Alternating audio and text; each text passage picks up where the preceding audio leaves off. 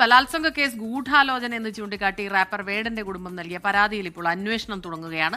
വേടനെതിരെ ഗൂഢാലോചന നടക്കുന്നു എന്ന് ചൂണ്ടിക്കാട്ടി മുഖ്യമന്ത്രിക്കാണ് കുടുംബം പരാതി നൽകിയത്. സർക്കാർ അത് ഗൗരവത്തിൽ തന്നെ സ്വീകരിക്കുന്നു. ഒരു പരാതിയല്ല, 2 പരാതികളാണ് മുഖ്യമന്ത്രിക്ക് ലഭിച്ചതെന്ന് വേടന്റെ സഹോദരനും മറ്റൊന്ന് വേടന്റെ സഹോദരിയും സമാനമായ പരാതികൾ ഉന്നയിച്ചിരുന്നു. ജൂലൈ 31-ാം തീയതിയാണ് വേടനെതിരെ തൃക്കാക്കര പോലീസ് ഒരു ബലാത്സംഗ കേസ് രജിസ്റ്റർ ചെയ്യുന്നത്. അതിന്റെ മുൻകൂർ ജാമ്യാപേക്ഷ ഹൈക്കോടതിയിൽ പരിഗണിക്കുന്നതിനിടയിൽ 2 പരാതികൾ കൂടി മുഖ്യമന്ത്രിക്ക് വരികയാണ് ലൈംഗിക അതിക്രമവുമായി ബന്ധപ്പെട്ട്.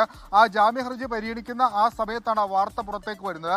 അപ്പോൾ ഇതിലെല്ലാം കൃത്യമായ ഒരു ഗൂഢാലോചന നടക്കുന്നുണ്ട് എന്നാണ് വേടന്റെ കുടുംബത്തിന്റെ ആരോപണം. കഴിഞ്ഞ ദിവസം സെൻട്രൽ സ്റ്റേഷനിൽ ഒപ്പിടാൻ വന്ന ഘട്ടത്തിൽ വേടനും സമാനമായ ആശങ്ക പങ്കുവച്ചിരുന്നു. ഗൂഢാലോചനയുണ്ട്, പക്ഷേ അതുമായി ബന്ധപ്പെട്ടുള്ള പ്രതികരണത്തിലേക്ക് താൻ ഇപ്പോൾ തയ്യാറല്ല, കേസിന്റെ നടപടികൾ കഴിഞ്ഞ ശേഷം പ്രതികരിക്കാമെന്നായിരുന്നു വേടൻ പറഞ്ഞത്.